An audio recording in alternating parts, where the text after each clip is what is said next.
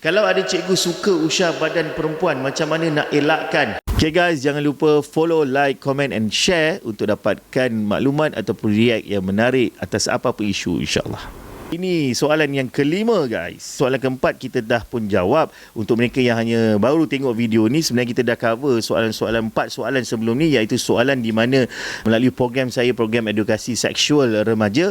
So pelajar-pelajar tanya soalan dan bentuk beginilah. Fokusnya adalah pelakon seksual. Okey, untuk soalan kelima ni, kalau ada cikgu suka usah badan perempuan, macam mana nak elakkan?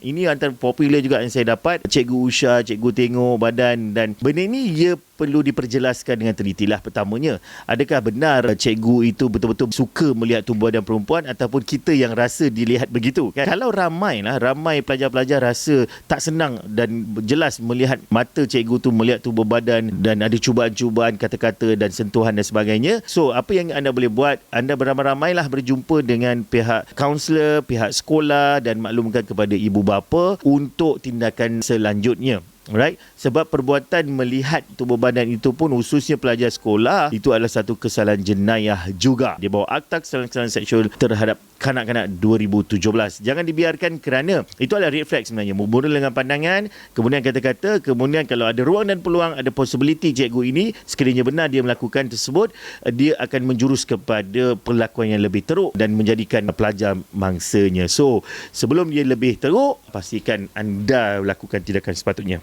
Okey, terima kasih.